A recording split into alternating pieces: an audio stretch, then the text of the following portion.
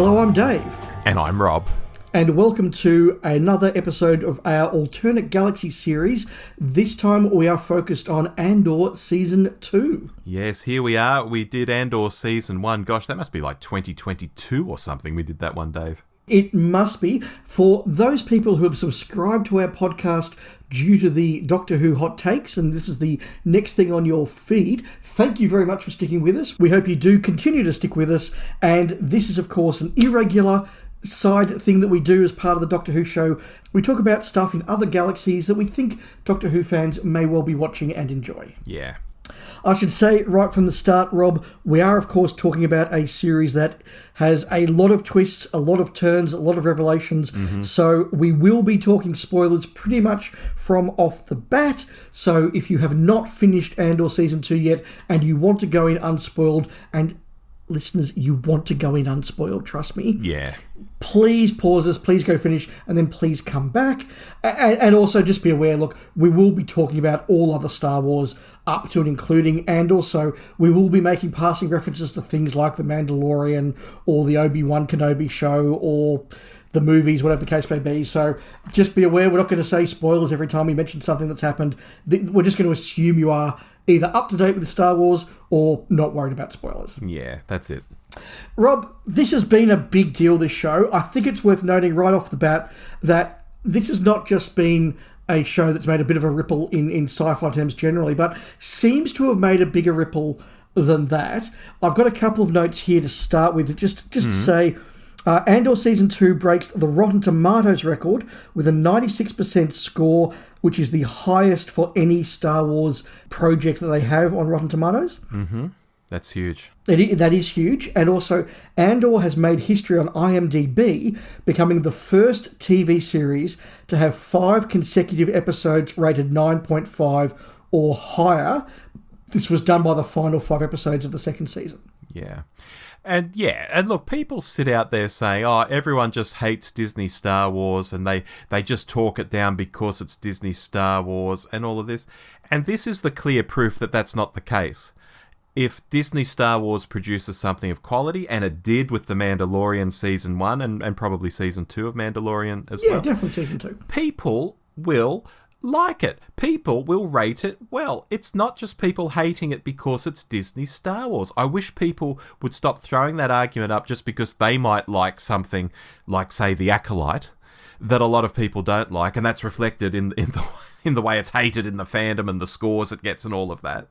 They throw up this smokescreen that, oh, people just hate all Disney Star Wars. No, they don't. And this is the stone cold proof, and if people can't see this, then they're stupid. End of rant.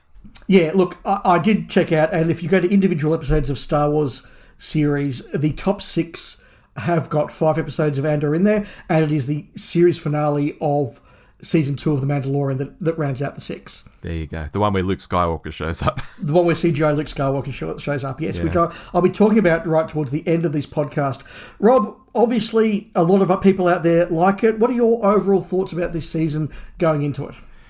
Well, it's an interesting show because obviously everyone knows where it ends up, because Andor kicked off with Rogue One, the movie many, many years ago, and you know what happens in Rogue One.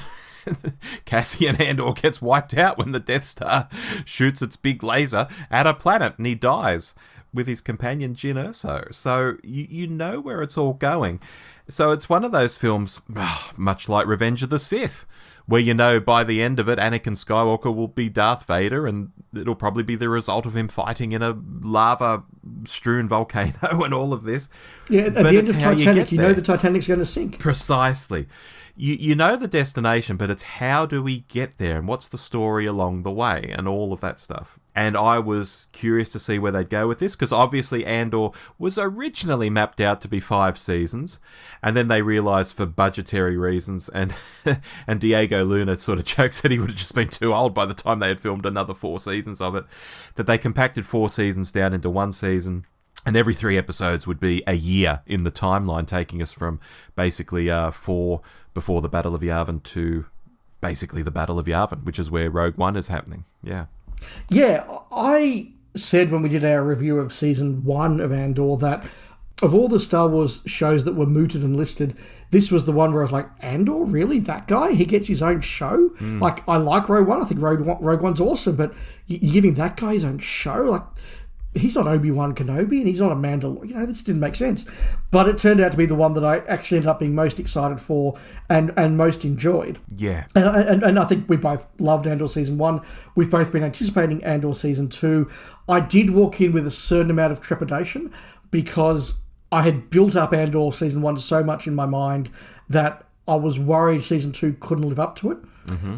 I was also a bit worried that some of the things that I loved about Season 1 of Andor, they would not be able to resist reversing. So I thought, are we going to get more member berries? Are we suddenly going to get lightsabers and Jedis? And, this character that works really well suddenly turns out to be a Jedi or whatever. So I was worried that they would betray what I saw as the real strength of it. Yeah. I'll keep going by saying they absolutely didn't. And whilst this was not every minute perfect, it was bloody good in my view. This was epic television. The great episodes were not just great Andor, not just great Star Wars. These were great pieces of television. I will not be, 100% perfect in this discussion. There will be some faults I'm going to pick up. But frankly, overall, I loved this show. It is right now at the top of one of my all-time shows. It is fantastic. And they did stick to what I loved about the first season and saw that vision through to the end. What about you, Rob? Yeah, well, what's interesting is, as I mentioned, the first season was so long ago, 2022. I went back to our hot take on it, Dave, and I listened to what we had to say. Let me run a couple of brief dot points past you. We said going into this next season, we wanted to see what it was like to live under the Empire. That's what we really wanted to see fleshed out. Yep. Dave, you were wondering where Syril and Dedra would go after he saved her, and I speculated there was a real vibe between them, and I think they're going to kiss. And you weren't so sure about that. And that obviously went somewhere. And finally, you've already hinted at this, the whole is Luthen a Jedi thing. That was certainly something going around, which we can now talk about. Yeah. So a bit of a mixed bag, but yeah, we've seen season 2 now, so we can talk about all of it. We can. And look, that I think just iterates, Rob, that the things we were hoping for at the end of season 1 were what we got, which doesn't often, certainly not always happen with television these days. No, but it's just one of those magical times where a TV show just hits you. I was going to say right in the feels. That's not quite the right thing. It just hits you, full stop, and you're like, oh, yeah, I like this. Yeah. The temptation to lean into, I think, what broader audiences would consider to be what defines Star Wars must have been there, and they avoided that. So that's pretty cool. So look, there are overall thoughts, Rob. Mm-hmm. As you mentioned, they did release this in 4 batches of 3 episodes each taking a different year leading up to the Battle of Yavin. So let's just work through those 4 arcs and make some comments about each one, and then we'll have some general comments at the end. Sure. Do you want to kick us off then with the first arc, 4 years before the Battle of Yavin, which contains 1 year later, Sigrona, Tima, and Harvest? I was so annoyed when this batch of episodes dropped, Dave, as the reviewers out there went to town on the show. It was too slow. It was too boring. It was not Star Wars, and so on. And it really shat me when this kind of talk was coming from reviewers who either liked the first season or came around on the first season. They might have started off not liking it and then came around. I mean, had they totally forgotten how it went down the first time? I even commented to one of them on YouTube something like, you say this now, but come back later in the season, you'll be saying this is the best show on TV, like you did last season. And let's just say I was right on that count. But yeah, yes. Initially the reaction to this from many reviewers wasn't the 9.5s, 9.6 ratings you're talking about earlier. A lot of people were down on these first 3 episodes. Yeah, and look, I must admit myself, I did watch the first couple, and I'll just say at this point, I gave myself a rule that I wouldn't watch more than 1 episode a night. So even though at my most excited, I watched them over 3 consecutive nights, I said I'm going to let each episode sit on the mind and digest, if you like, before I dived into the next one, which I'm glad I did. I do agree that the first couple here were quite slow. And in particular, the side plot that Andor has on what we soon discover to be Yavin didn't really work for me. I wasn't quite sure what this was, what the context was, and where it was going, and it seemed quite protracted. And when, as I hopefully will in the next couple of months, I do go back and do a full rewatch of Andor from episode 1 through to episode 24, I hope that does work a bit better in context, because I was a little bit unsure about it. But like you say, I knew that the first season also started off very much like that. And everybody I know who said to me, I watched the first 2 episodes of Andor and then I gave up. And I said, no, give it to the end of episode 4. 3's good, 4's fantastic, and then it just gets better. Everybody who did give it a chance and did that all came back without exceptions and said, yep, you are right, I just had to give it a bit more of a chance. So I can see where they were coming from. Yeah, as I say, that Yavin plot particularly was a bit protracted. The Mothma stuff, while it was happening, I was a little bit sort of like, why are we doing all this? When you got to the denouement of the Mon Mothma party wedding plot, I was like, I get this now. But you had to, it had to be paid off. Yeah, Mon Mothma preparing a wedding for her daughter. But people were criticising that, like she's preparing a wedding for 3 episodes. This is taking too long. But then at the end, where she dances like an absolute lunatic to this hardcore dance music, even then people say, "Oh, well, this isn't Star Wars. That music isn't Star Wars." And it seems that if something didn't happen in the Mos Eisley Cantina in 1977, Dave, it's not Star Wars music or something. It's just so short-sighted how some people have looked at this, and it was a ridiculous position to take, which yeah. I have no time for. Especially when, as I say, it was a payoff to her finally realising that she had lost her daughter. Not just that she'd sacrificed her daughter to go off into a arranged marriage, but that her daughter had swallowed the propaganda and swallowed the lifestyle that she was rebelling against secretly, and to realise that she hadn't just sort of lost her daughter in the way she thought she was going to, but had lost her daughter as a daughter, and had to condone the murder of her long-standing friend because he had put the cause at risk.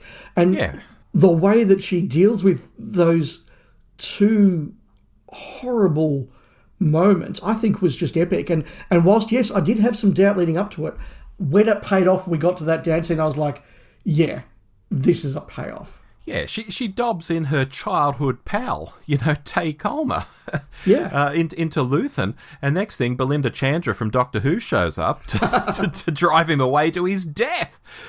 But this is very similar to the Imperial that Cassian was helped by in the first episode. We don't ever find out what happens to Tay.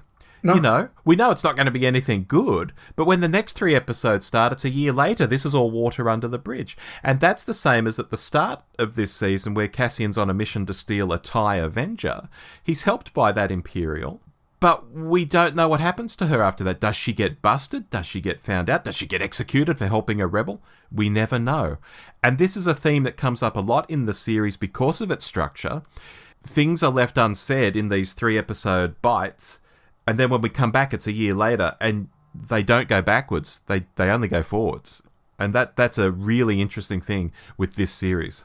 Yeah, no, I think that's absolutely right. The first shot of the TIE Avenger, I did have a very Star Wars nerdy moment as somebody who grew up as a teenager playing a lot of TIE Fighter on the computer. To go, oh wow, it's a TIE Avenger, that's so cool. That was a really lovely moment. There were 2 moments in this opening arc that really made me sit up and go, wow.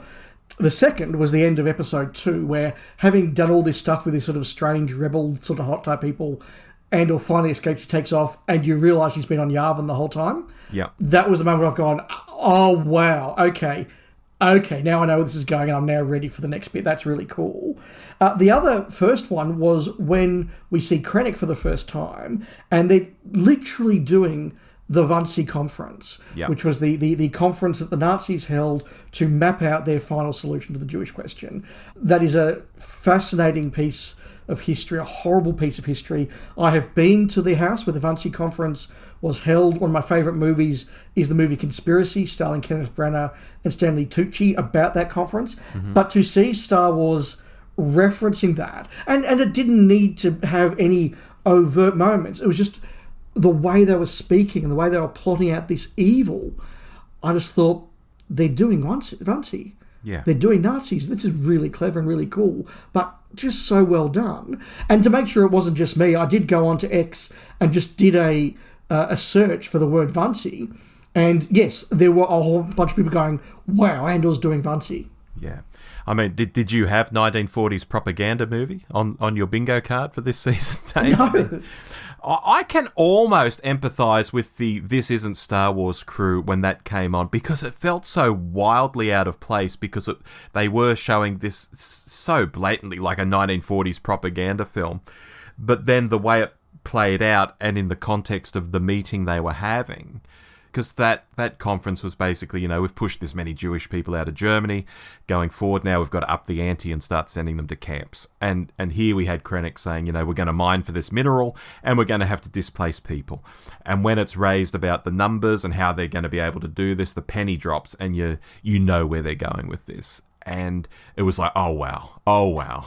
Yeah, and that is a very good summation of what makes Andor different from a lot of other Star Wars. And I think what adds the depth to it that we're both appreciating, which is in a 2-hour movie, if you've got to clear the population of Gorman because you need to mine the calcite, you just have a bunch of Star Destroyers come in and shoot some lasers at them and you move the population on. Whereas here, we really get to understand the way the Empire works, the way they do use propaganda to other the Gormans, the way they do set up a whole bunch of other things that are going on that we'll talk about in Arc 2.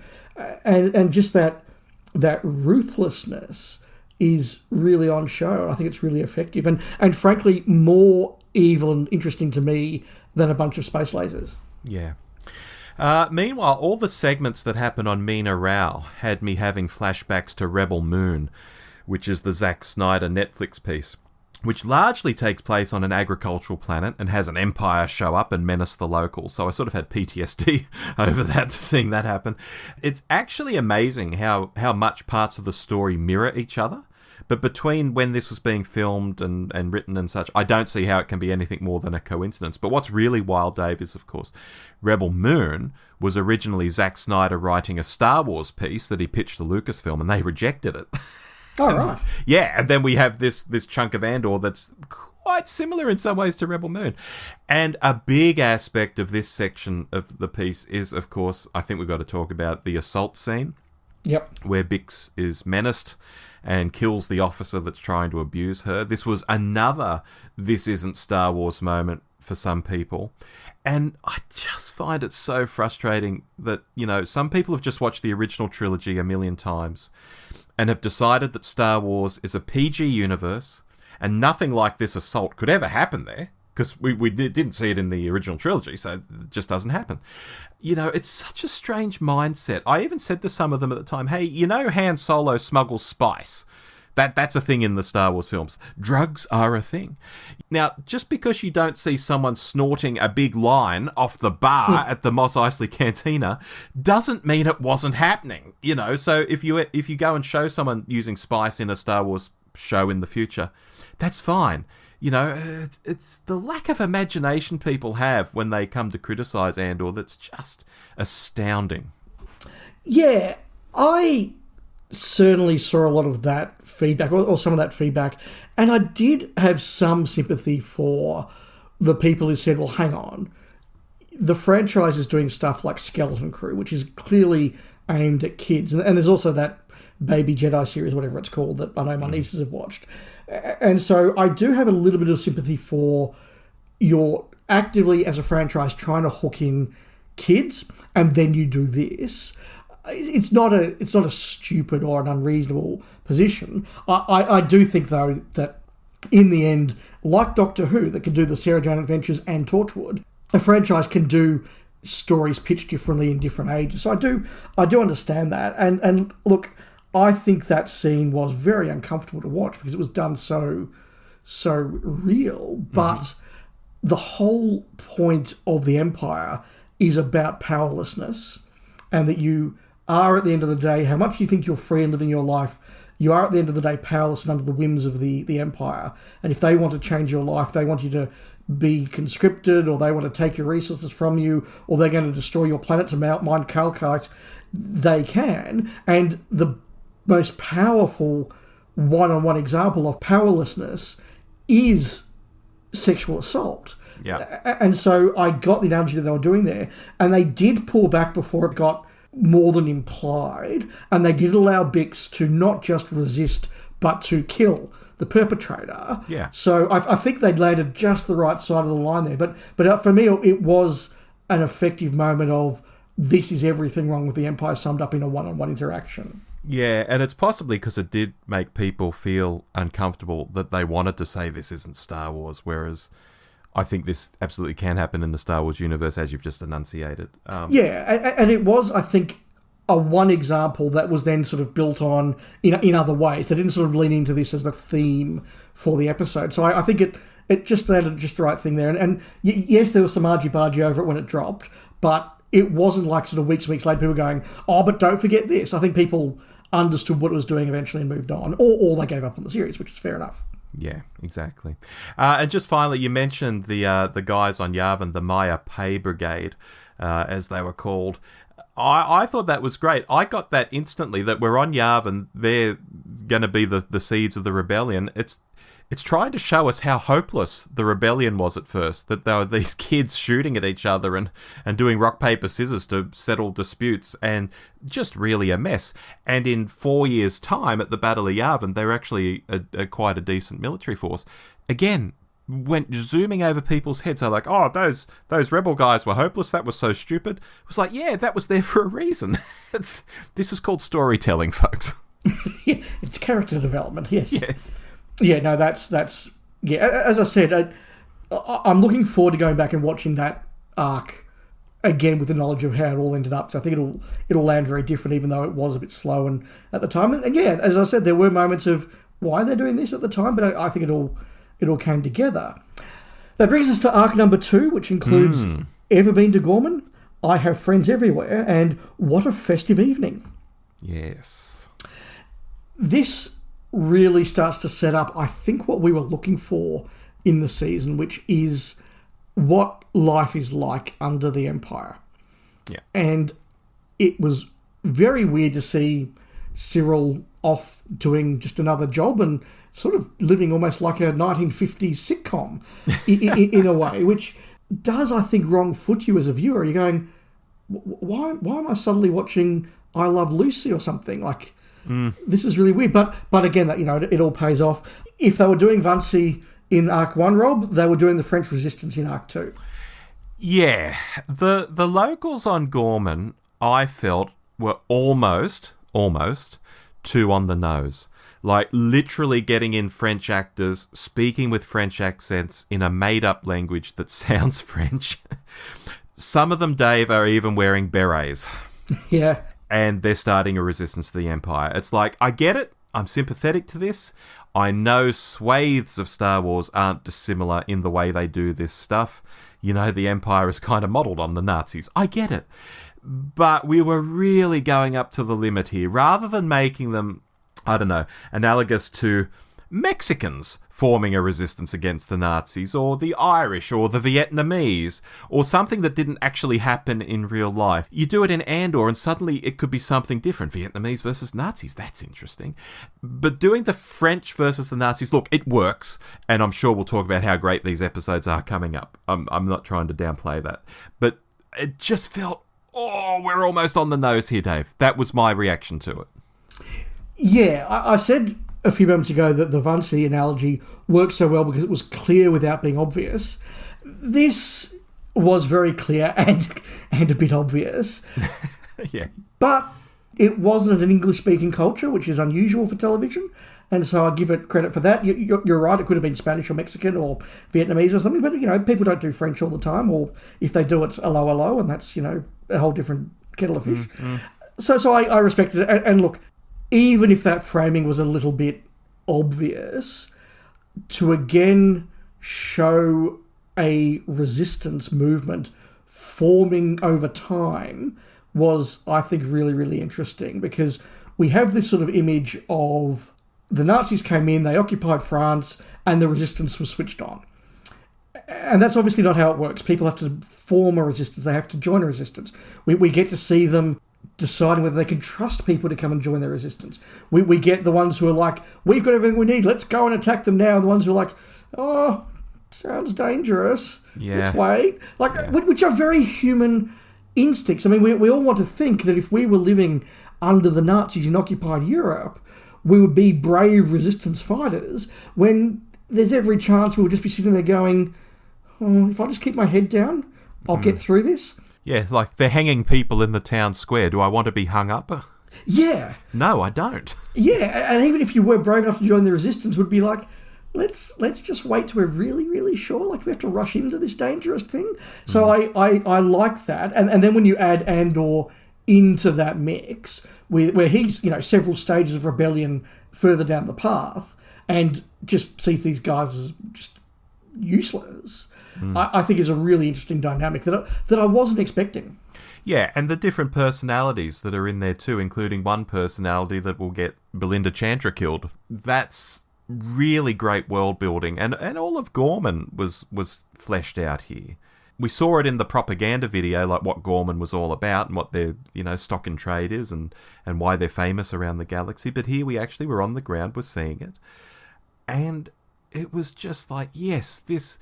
And this might not be the first time I say it in this conversation. It's like reading an extended universe novel back in the 1990s for Star Wars, where through the pages of a novel you would learn about a culture or a race or a planet or whatever, and you felt you really knew it. It wasn't painting in broad brushstrokes. This was wonderful storytelling. Yeah, and in the middle of it, you've got the character of Syril, who's a really fantastic character, who is a bit useless, but he is what an old commanding officer of mine used to call cubicle workers desperate for a corner office. Okay. Yeah, just that person is not necessarily all that good at his job, but he just desperately wants to be, and he wants to be noticed, and he wants to be promoted, even though he's probably on merit not the right guy, and just looking for any validation he can find. And you have that wonderful dynamic with his mother. Then you have the wonderful dynamic he has with Dedra now. And, again, he's looking for validation in his relationship because his mother gives him none, so he wants his girlfriend to give him some, and she certainly slaps down the mother in a really effective way.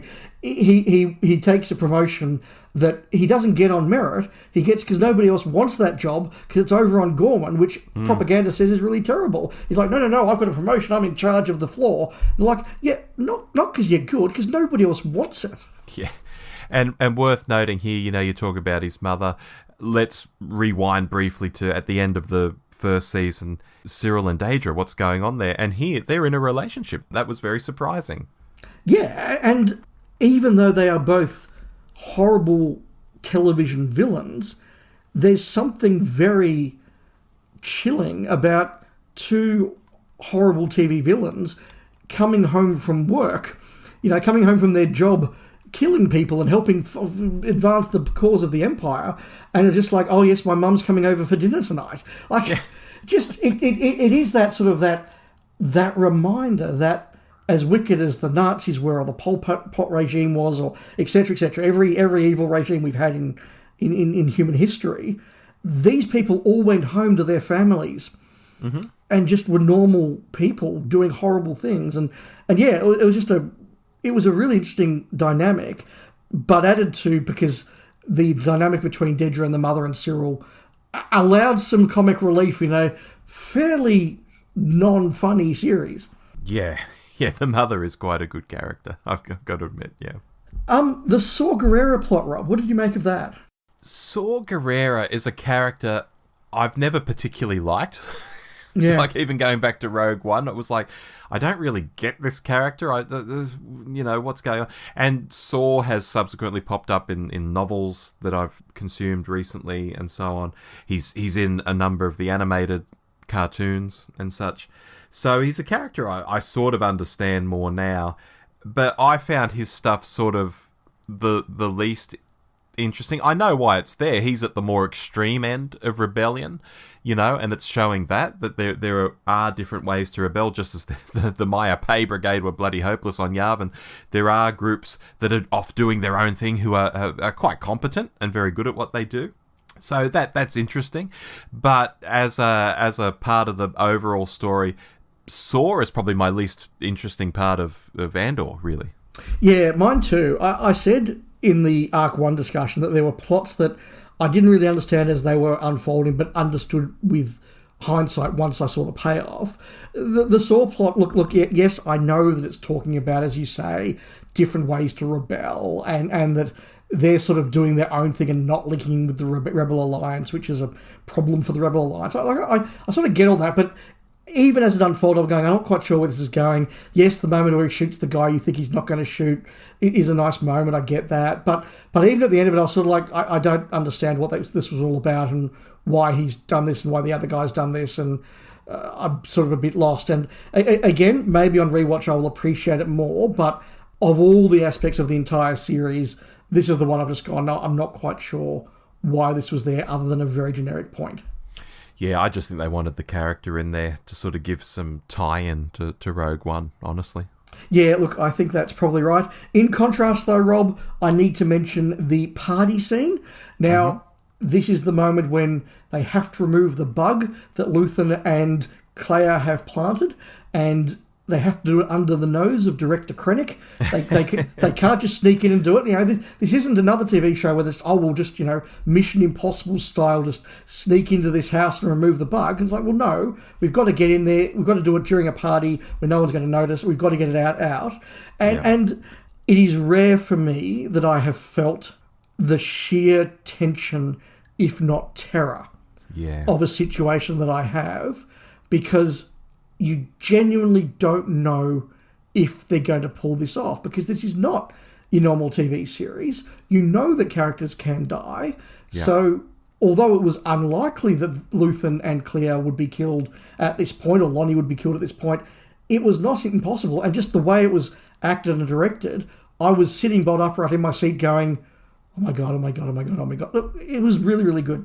Yeah, I mean, she reaches under when she finally gets her hands on it and can't dislodge it and cuts herself, or she's squeezing so hard that she cuts herself. I was still thinking, Dave, even when it seemed like the mission was successful, that because she was bleeding so badly from her hand, that a drop of blood would fall on the floor, and Krennic, being Krennic, would look down and see the drop of blood. I thought, are we going there? So I was panicking for Kleya too. I thought that's what was going to happen. I thought that's why we were being shown that she was bleeding, that something would happen with that as a plot point, but it didn't. Great storytelling when you're sitting there actually worried and actually, what's going to happen here? Could this happen? What if that happens? I was taken into the story. Yeah, and it's a small part of a larger sort of arc that's proceeding all the way through season 2, which is showing that Luthen, who was this amazing rebel leader in season 1, who was pulling together all these networks, is not infallible. No. And in fact, things are starting to unravel a bit, to the point that he has made mistakes. He has let ego get in the way on a couple of occasions and now has to clear that up. And I think this was a really clever way to do it. Plus, anytime Krennic's on screen, he's just fantastic. Yeah. Quick mention of Cassian and Bix are stuck in a safe house in some of these episodes, and Bix is quite traumatized by the way Dr. Gorst treated her back in the first season, to the degree that she's sort of self-medicating and such. Again, is this a Star Wars thing? I'm sure people were out there saying, this isn't Star Wars, but this is what would happen if you were traumatized, you would self-medicate, and it's what she's doing. And then the way she gets her revenge on Gorst, and her and Cassian walk away from the facility and blow it up, it was so badass. They're just walking away and the whole thing explodes behind them. Awesome. Yeah, it makes these characters feel like real characters. And again, the arc ends with a moment that you think is going to be, well, what happens next? How do we follow it up? It's just like, no, bomb, walk away, smile, end credits, move on. Yeah, and when you see us next, it'll be a year later, and you won't know what we did in between.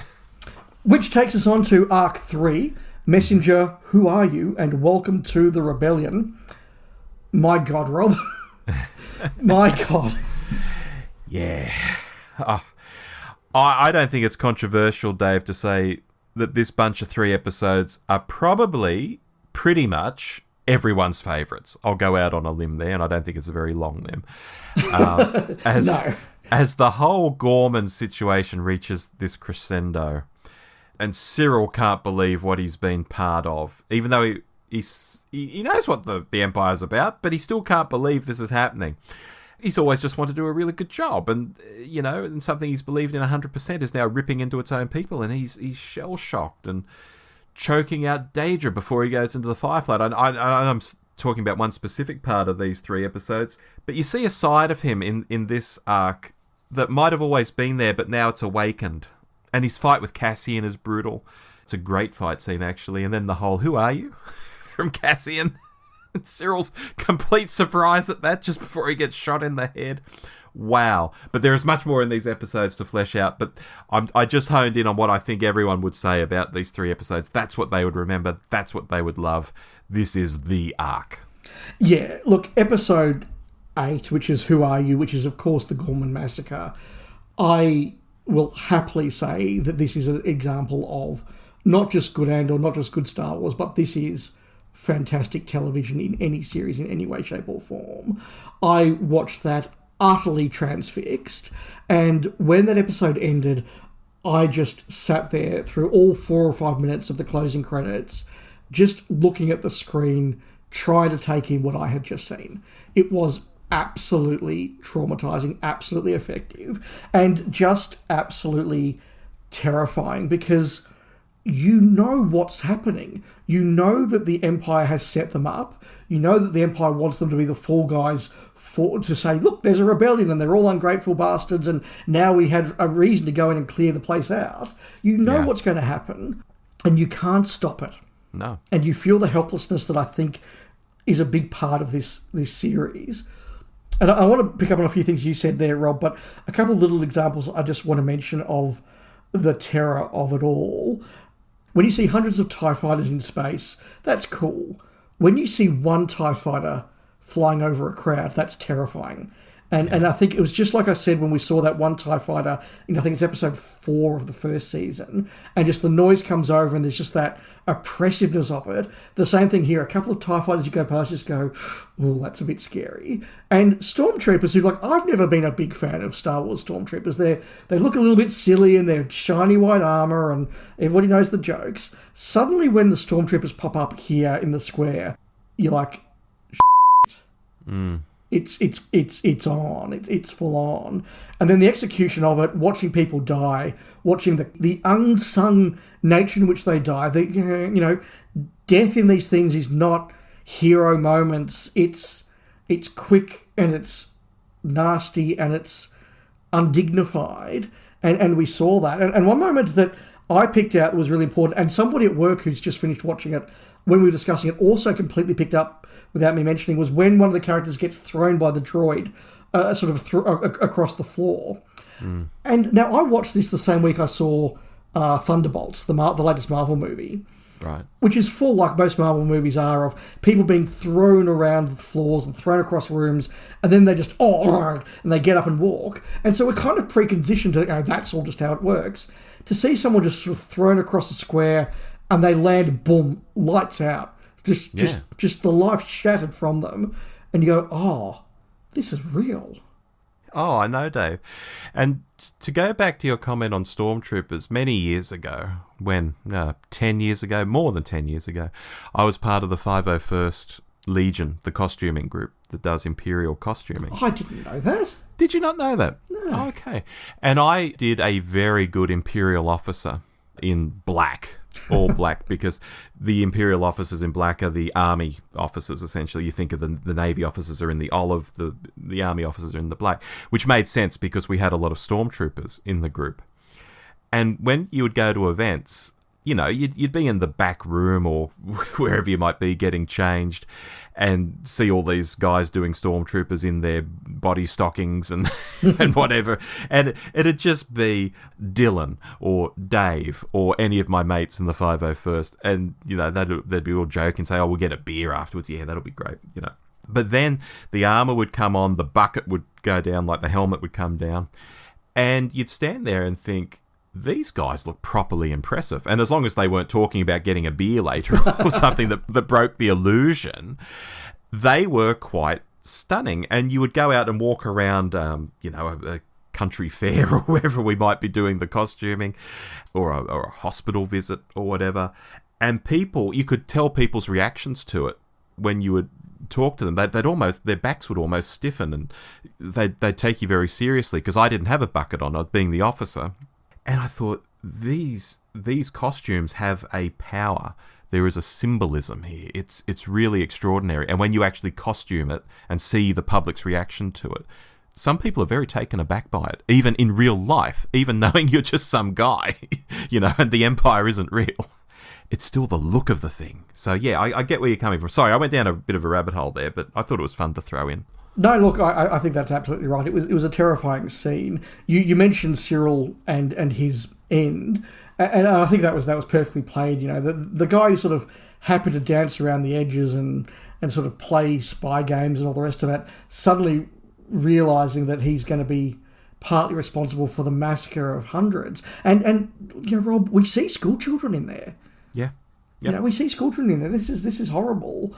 And he sort of realises what he's done and doesn't quite know what to do. And, of course, then sees Andor and takes it all out on him. And that fight it's fantastic, because it's an untrained guy fighting. It's how you or I would fight, Rob, just, throwing a few fists around, trying to gouge the eyes out. Just, it's not your Hollywood move one, move two. It's just a guy who hates another guy going for it. It's brutal. It's brutal. And, of course, you also have Dedra, who just seems to be conflicted about what she has to do. Now, whether it's because of the scale of what she has to do, whether it's because she has to actually watch people die, whether it's because her boyfriend is now out there, but seeing, in inverted commas, a Nazi, slightly horrified at what they're doing as well, but willing to do it, and then she pulls herself together, I think is really effective. But yeah, Syril's death was, I think,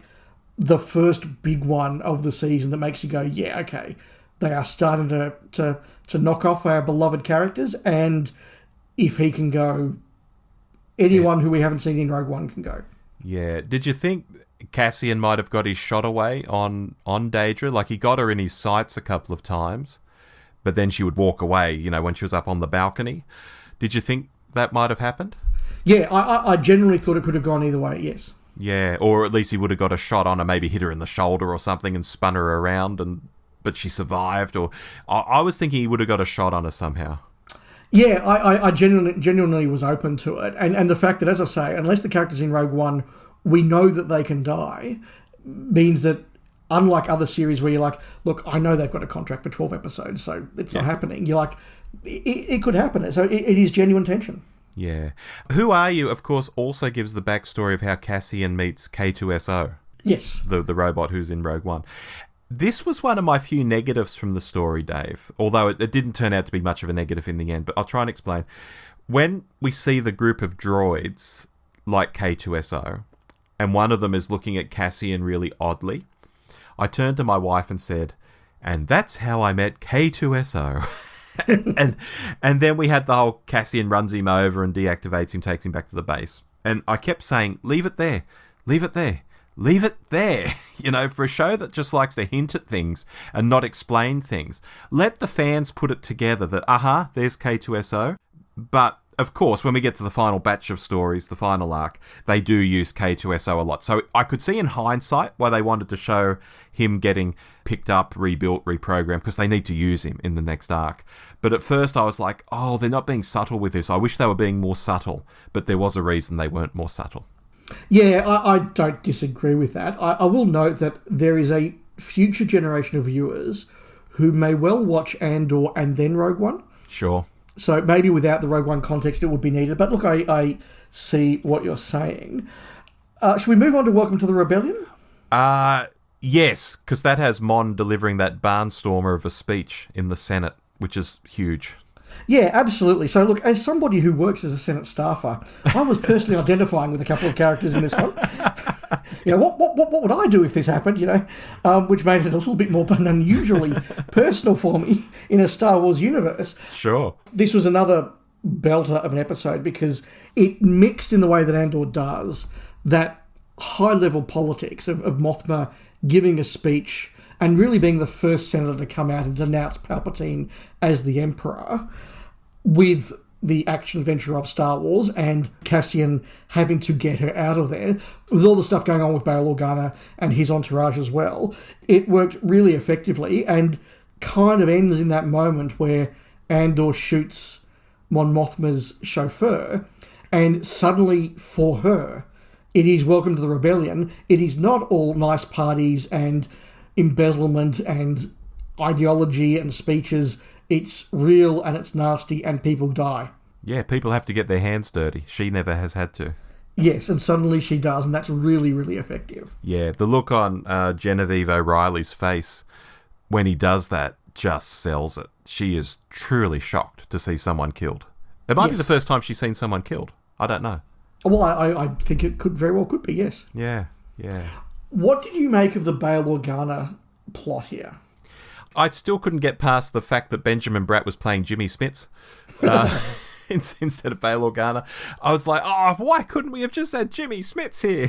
But Bail, I've got the advantage, Dave, of having read one of the Reign of the Empire books. That's going to be a trilogy. The first book of it is out now, and Bail Organa is a player in that. This is about 20 years before Battle of Yavin. So I can sort of put things together with that character and where I think that storyline's going, which is something that most people won't know. A lot of people won't even know that novel series exists at the moment because there's only one novel out, and it only came out a month or two back.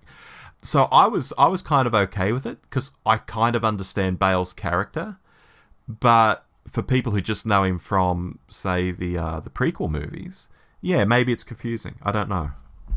Yeah, well, I was in that camp, and it wasn't confusing for me, but I was sort of interested that, this is not quite the character I'd always imagined him to be, and that's interesting. Yeah. No, he is an interesting character, and I think over maybe more Star Wars projects, we might even see that fleshed out more. Certainly we'll be seeing it in this novel series that I'm reading, even though it's happening before this event is happening in Andor, if that makes sense. Yeah. But look, the speech was fantastic. It was very, very powerful. It was very well delivered. The tension that was brought in through the episode was once again very, very well. The location filming, that building in Spain, that's on my list of places to go, Rob. Doctor Who's been there. Wasn't that Smiles location? I don't know if it was the same building or a similar one. Maybe it was. Because that was in Spain, and it was a big white building. Did they just pretend there was a field next to it for Doctor Who?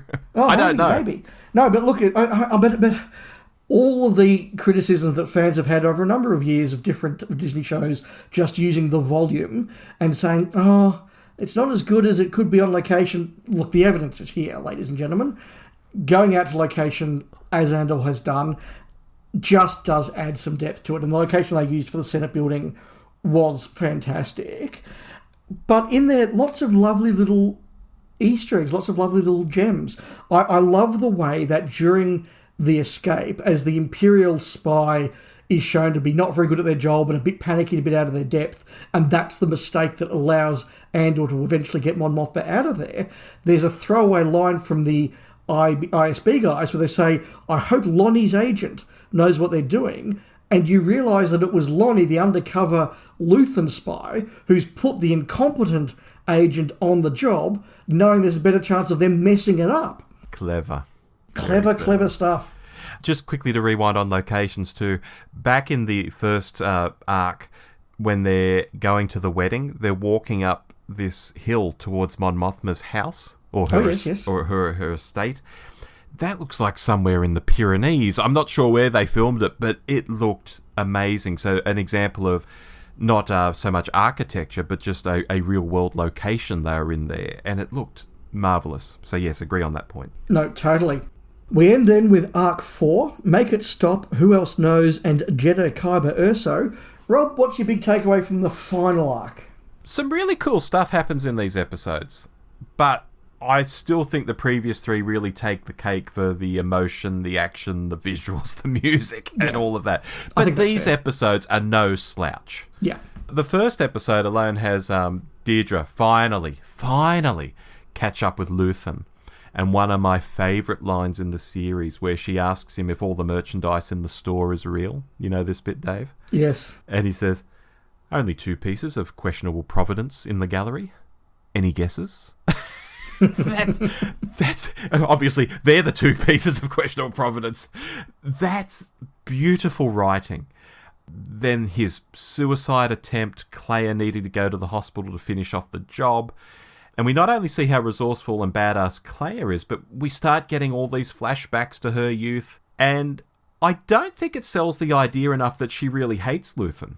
Even though he's raised her and looked after her, but he was the reason her people were getting murdered by the Empire and so on. And her life was turned upside down. So she hates him, but she loves him. Again, great writing, and here we can sign off. Luthen, definitely not a Jedi. No, absolutely. And the moment when Luthen opens the door and Dedra's there, in any other TV series, I'll be going, how does he get out of this one? But because it's Andor, when he opens the door and she's there, I've just gone, oh shit, he's to put it lightly, yeah. To put it lightly, that was just that is the thought that went through my head, was he's done, he's stuffed, and he's prevaricated. A combination of arrogance and uncertainty and a sense of invulnerability has meant that he has been one of those people who just left half an hour too late. And history is full of people that you just go, why didn't you just leave half an hour earlier? Yeah. And he's just one of them. And just that moment was really, really powerful. And then the way that he commits suicide and the fact that he can get away, he can escape through death, again, because Dedra herself is so arrogant as to just think she can arrest him herself for the glory. It is a wonderful interaction of 2 characters that are so similar to each other. Yeah, I'm just going to monologue. You've got your back to me, but that's fine because I'm monologuing. And while he's got his back to her, he's stabbing himself or cutting himself. Yeah. Yeah. So really effective. Again, the moment where Kleya turns off his respirator was again just a moment. I've just sat there looking at the TV for several minutes, like, what did I just watch? It was inevitable. I knew what had to happen, but still, it just felt very real to me. I mean, this Luthen feels like a real character to me, and one that I, even though I knew it was going to happen, it was horrible to watch. Yeah, agree completely. We get the flashback to Naboo, which was his first outing as a terrorist, which I thought was a nice little reference. They first attacked the home planet of Palpatine. Yeah, that was very cool. My wife actually, when it started, she's like, they're on Naboo.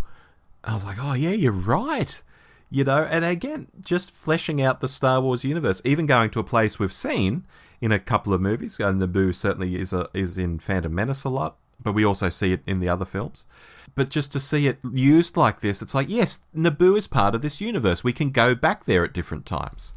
Yes, we get to see civilians rounded up and summarily executed, which again just shows what it's like to live under the oppressiveness of the Empire.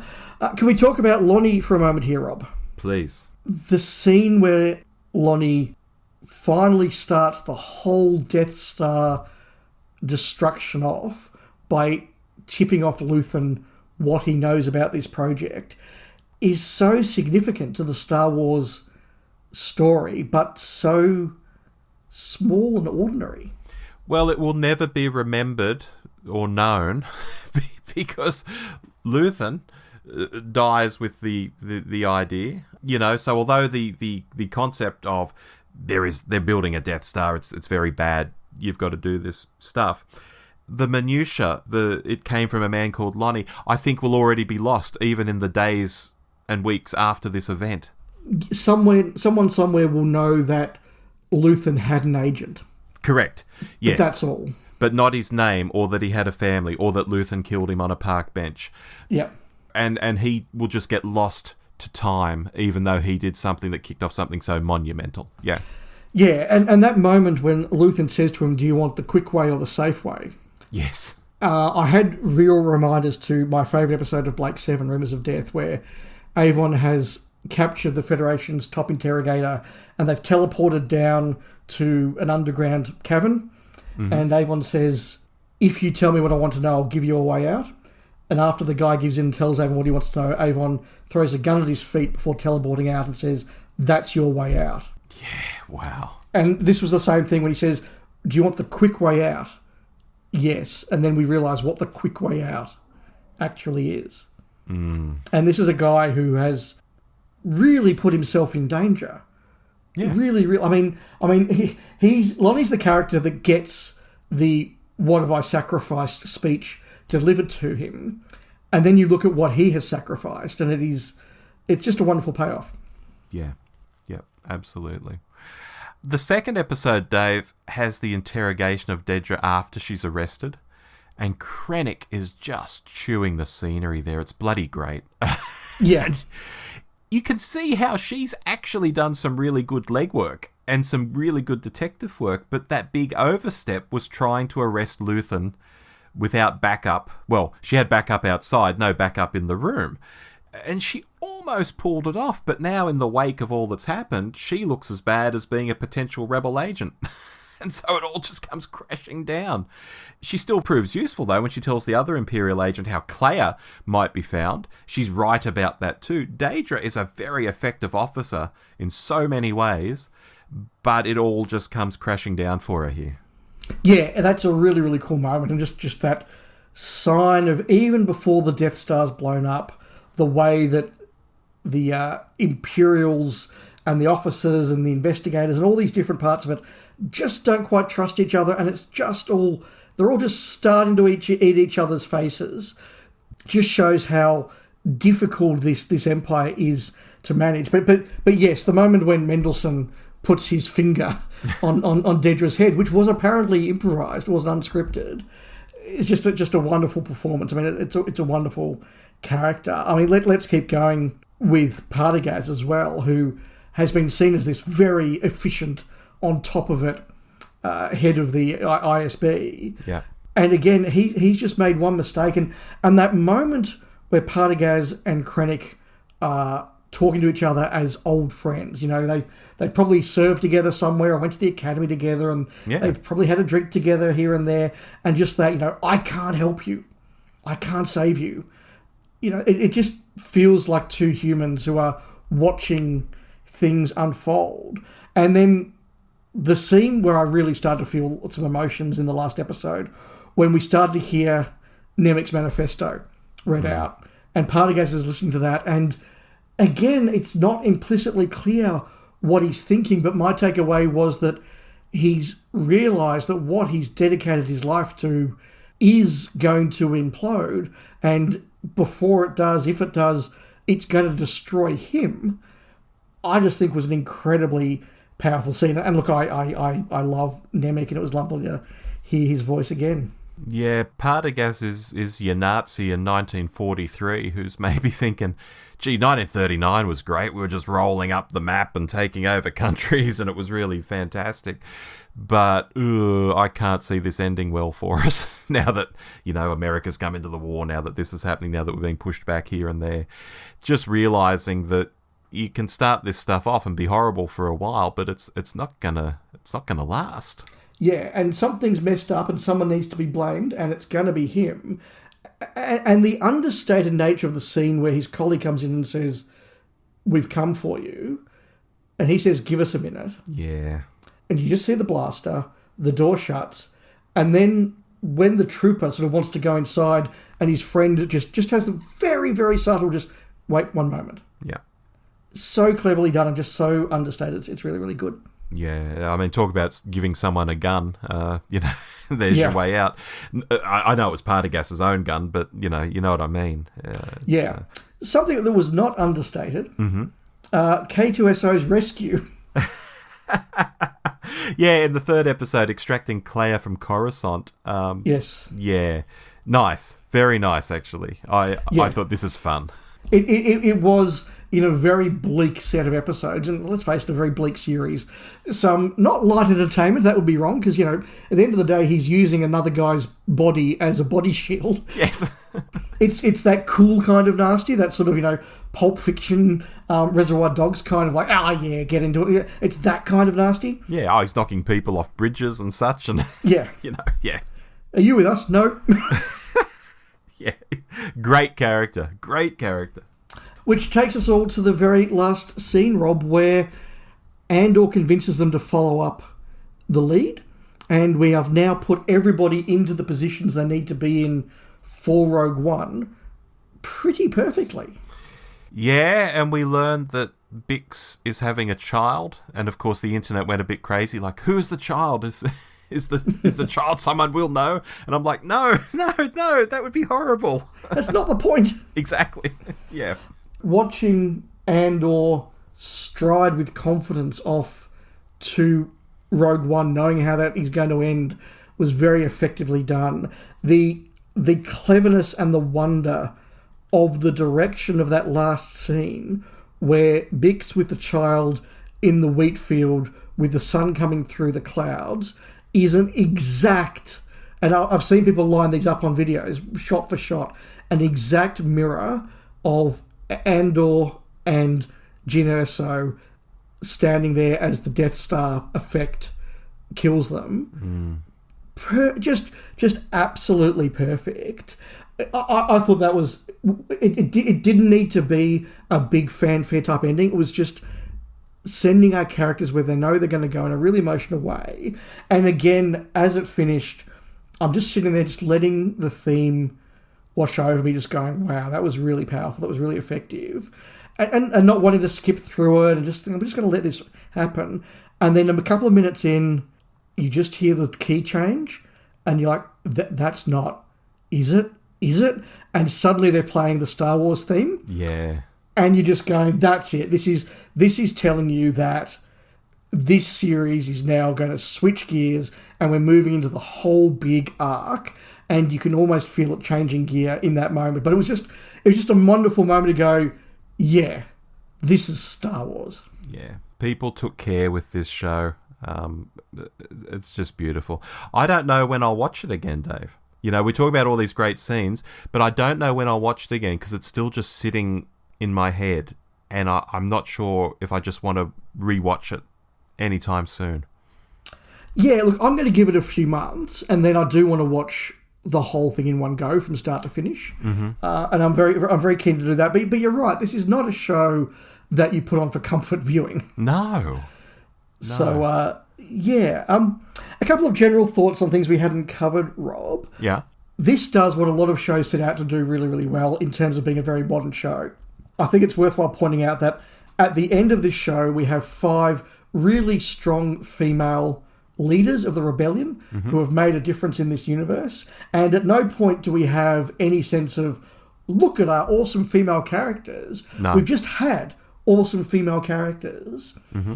And again, does this have politics and messaging? Of course it does. But this isn't superficial, ripped from the headlines, oh, look, this person's like this person, this government's like this government. This is about eternal principles of propaganda and fascism and freedom. In the same way that at the end of season 1, there were a couple of quotes from this, one from Mothma and one from Nemec's manifesto that I printed off and put up on my wall at work. There are lines in this that you go, this is reflective now of things we need to be cautious about. And it doesn't do it by doing, it's this government or this person. It's just a set of universal principles about the dangers of fascism and oppressing freedom and how quickly we can slip into fascist and dangerous states. But on the other hand, how individuals can make a difference. And it's not necessarily the Andors and the Lonnies and the Luthens that save the rebellion so much as the individuals who do a small, brave act. And the example I think of is the hotel receptionist, Don Gorman, who just says to Andor, I haven't recorded it. Yeah. Now, he could be sacked for that, if not charged and investigated for that. Yeah. But just a small gesture of defiance going, I might help this guy get away if I just break the rules and don't record that he was staying here, is the little gestures of resistance that I think we all hope we would be capable of if we were there. Definitely agree with that. Yeah, the writing in Andor, Dave, is subtle, it's cerebral, it's... Mon Mothma doesn't finish her barnstormer of a speech with, I'm coming to get you, Palpatine, because I'm a strong, independent lady. She just gives a barnstormer of a speech, and we sit there thinking, wow, that is a strong, independent lady. Yeah. She doesn't need to tell us. And there's the difference between Andor and a lot of modern television in a nutshell. Absolutely. Any general points from you, Rob? I wish we'd had the full 5 seasons, Dave. Short of that, maybe a 3rd season. So what happened in all these stories was fleshed out a bit more, and perhaps we had some other stories woven in there too. But that's just me being greedy, because I do enjoy how it's written and done, and I would just like to have more of it because it's quality. But as it stands, what a series. I think a lot of people came around to it with Season 2, as many of them had caught up with Season 1 by the time this came out. And although some were quick to judge on the first week's crop of episodes, by the time we got to 7, 8, 9, people were like, oh my God, best Star Wars ever. Yeah, absolutely. Look, it would be lovely to see more of this. I'm kind of glad in some ways that it does stand alone as a perfect 2-season program. It did strike me that Dedra is now in prison. Yes. And at some point she could potentially be released from prison as part of the Imperial rehabilitation system. So is there a path we could go down there, or could she rock up in The Mandalorian or something? That's not impossible, but... Yeah, wow. But I thought if you want to do a Season 3 of this that isn't so much Andor but is in the same style, you've got the story of the Bothans who find out about the second Death Star. Yes. And that would be, I think, be ripe for that. Which takes us on to, I think, a point worth having about the effect this has on subsequent Star Wars. Now, I, like a lot of people, kind of went from episode 12 and as quick as possible watched Rogue One. And Rogue One I've always thought was a fantastic Star Wars movie, but lands even harder when you know more about these characters. And it really struck me that I was even more emotional now watching Andor die. And, that final scene. But then you remember that even after you had all the stuff with the Death Star and all the stuff going on Scarif, and there's sort of a full stop pause there, and you have the big emotional end with Andor and Jyn, then the Devastator rocks up, and suddenly Darth Vader's in there. Yeah. And there's a whole other ending going on, and then you hand over the torch, and again, you feel it changing gear into Star Wars itself.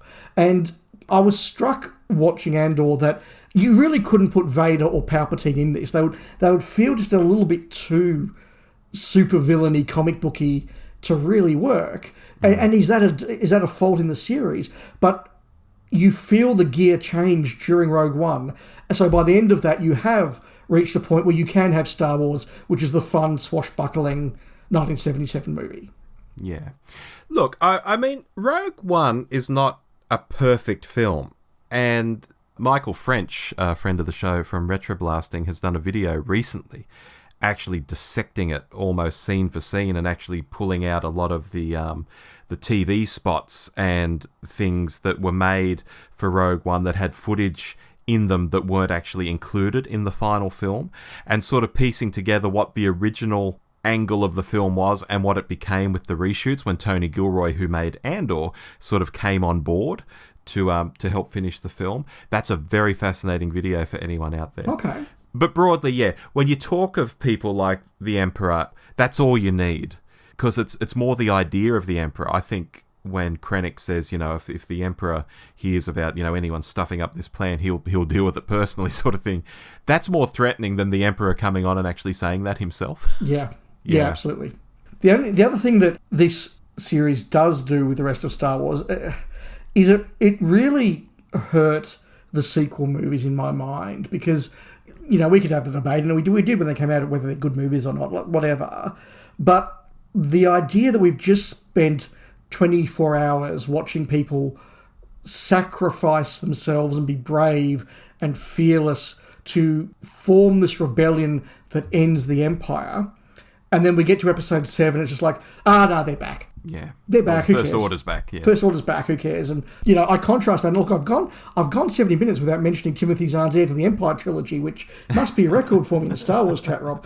But I contrast that with Timothy Zahn's take on the sequels, which was 5 years afterwards, and Mon Mothma and Leia and her team trying to turn the New Republic into a working, functioning regime with the remnants of the Empire under Thrawn now resisting them. And that to me felt like, yes, the rebellion doesn't end with the Battle of Endor. The rebellion still has to overthrow the Empire and then has to form a functioning government. And how often have we seen in the last 30 or 40 years, Rob, of regimes being overthrown? Everyone's like, yeah, great. And then it takes 40 years for a functioning government to replace them. That's an interesting story. So I just thought, to me, I just got quite angry at the whole, we've just seen all this sacrifice for a real rebellion that now feels even more important and more human, and you just waved away. No, the First Order's back now. They're back. It's fine. Yeah. Well, I don't believe you've read the Rogue Squadron series of books. No. But in those novels, the Return of the Jedi stuff has happened, but the Imperial Remnant is still fighting, and Rogue Squadron is involved in the taking of Coruscant, which happens a long time after Return of the Jedi in that timeline. Obviously, it's relegated to Legends status now, or whatever Lucasfilm calls it. And that's another example of that. There was a lot of fighting and a lot of people making sacrifices and a lot of work to finally push the Empire out until it was just out in the outer regions, with a few Star Destroyers. Yeah, so I hear what you're saying. Fair enough. Rob, quickly, favourite character? Favourite character? In the first season, it was Dedra, and Luthen was a close second. And that continued into this season. And it's interesting that they're both characters who are intertwined, although they only get one scene together right at the end of the show. And they're both characters who, in the first season, were pretty much lords of their domain, but in the second season, they're both running out of time, they're both making mistakes, they're both losing steam, and they both implode in their own way. But I liked both of those characters. Yeah, they're both really strong. Look, Krennic is a fantastic character, but he's only in a few scenes. Luthen is very cool, Dedra's very cool.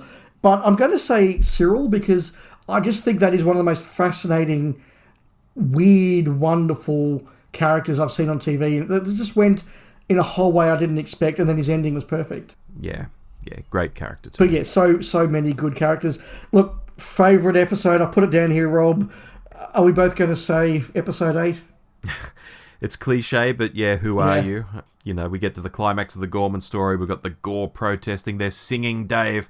Yeah. We've got those raw Imperial troops thrown into the mix. We've got the false flag operation from that Imperial sniper on the roof. We have an all-out massacre. We've got Syril stumbling around wondering what on earth he's part of. We've got Cassian and Syril fighting, and we've got that great line, who are you?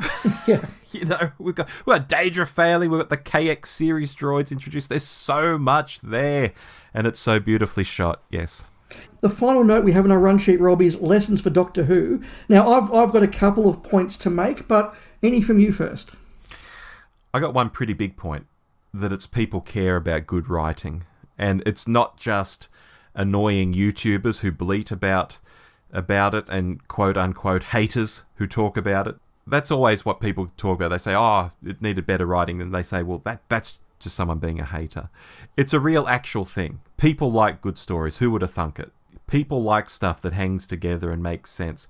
People want to see Obi-Wan Kenobi stay sharp as a tack, remain on Tatooine, and have his laser focus on Luke Skywalker, because that's the story. Not let himself go to seed and nick off the planet so he can have an adventure with little Princess Leia. But that's a Star Wars comparison. I realise Andor is a different show to Doctor Who. Andor is what a modern Blake 7 would be like, as I said back in the hot take of Season 1. Yeah, totally.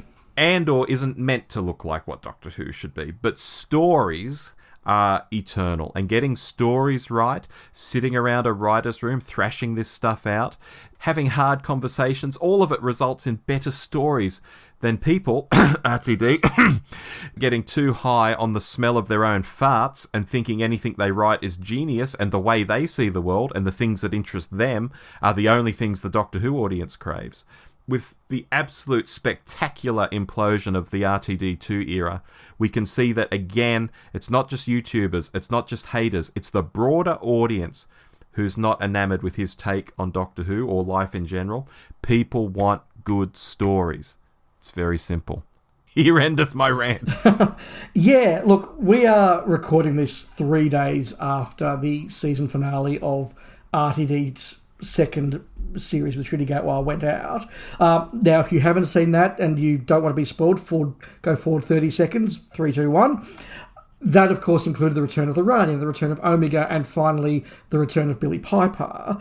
And a lot of people have been saying, particularly as these last seasons have gone out, but particularly after this episode, is Doctor Who creatively bankrupt? And in fact, you and I, Rob, watched a YouTube review of Reality War that actually had the title, Is Doctor Who Creatively Bankrupt? Yep. And I was reflecting on the fact that you go back to 2022, and I was watching YouTube videos, not least by people like the Red Letter Media guys, who I've often spoken about, who were asking that exact question. Is Star Wars creatively bankrupt? Because every one of these shows has to have a Jedi and a lightsaber and a reference to the past. And yes, it was wonderful that Luke Skywalker turned up at the end of Mandalorian Season 2, but did that sort of, after you have the, wow, look, Luke Skywalker turned up at the end of this season and took away Grogu, did that sort of just stitch up the Mandalorian as like, well, we can't go anywhere now because we've just disappeared up our own fundament. We've just, we've sort of locked ourselves away as being creatively bankrupt. Then Andor came along and showed, no, you can do original things, you can do different things. And as you said, you can write intelligently. And so anybody saying is Doctor Who creatively bankrupt and therefore it's finished just needs to know that Star Wars, in my view, was there 4 years ago and has delivered one of the greatest series in television. So it can be done. Now, like you, I don't want Doctor Who to be as dry and bleak and nasty and realistic as Andor. That would not be the Doctor Who show. You're right, that's Blake Seven. Maybe it's even Firefly. I think there's some common DNA there as well. But it's not Doctor Who. But you can have slightly more cerebral, well thought out plots and people will come for it. I think that is absolutely the case. I think this just shows that there is an audience there for it. I think this shows that you can do messaging and politics without it being ripped from the headlines and by being a little bit more subtle about it and just letting these things come across. So I think there are some lessons for Doctor Who, but as I said, anybody who thinks that Doctor Who is disappearing up a blind alley, well, it doesn't have to. Star Wars has shown it doesn't have to. No, it is, but it doesn't have to, is maybe the answer there. Yeah. The BBC, I think I said this on X recently, the BBC needs to just grow some balls and go in a different direction with the show and say, Russell, Bad Wolf, great, but we've got to do something different. If they just keep plodding along in this same direction with this same look and this same vibe, and again, Russell thinking everything he's interested in and his hobby horse topics are what everyone wants to see in Doctor Who. It's not. He needs to get over that. At the end of the day, Disney spent $650 million making these 2 seasons of Andor. Yep. And I think they have seen some real acclaim from that. And I don't expect that we're suddenly going to see a renaissance of television where everything is bleak, dark, cerebral stuff that you and I want, Rob, because you and I are not the general audience. I get that. But if this encourages a few more creatives to spend a bit more money and make a few more shows like this, that will be a very good thing. Even a 6-part mini-series that's not continuing, not designed to continue. Yeah. And is a lot cheaper than $650 million for 2 12-episode seasons. Yeah. But Rob, look, we have spoken. I think this will be our longest alternate galaxies. That is, I think, a reflection of how much there was to talk about, but frankly, how much we both absolutely love this show. And what has been wonderful, and this is my final comment, is it has been wonderful to go to friends, people at work, people in Doctor Who fandom, a whole bunch of others, and just talk about a TV show we all bloody love with real passion and just weeks after it's ended, just still wanting to talk about it. I think it's been a really, really wonderful experience. Yep, and there are TV shows like that. The first, 3, 4, 5 seasons of Game of Thrones were like that for people watching Game of Thrones. It doesn't always happen. I'm aware that it sort of happened with Breaking Bad. I didn't watch Breaking Bad, but I'm aware that it happened. But a lot of shows just come out and they disappear. No one talks about them. Or they're very divisive and everyone's fighting about them. But there are shows like this where the people watching, the people who care, are like, yeah, this is bloody great.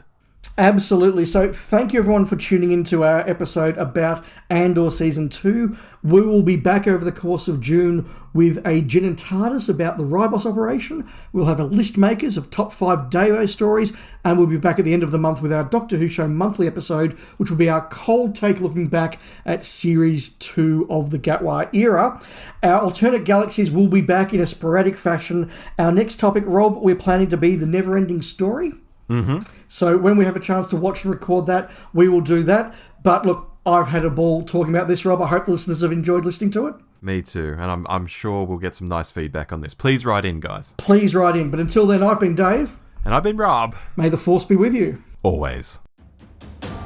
You've been listening to Alternate Galaxies, the podcast where Rob and Dave from the Doctor Who Show take a look at other great sci-fi and fantasy that we think Doctor Who fans might like.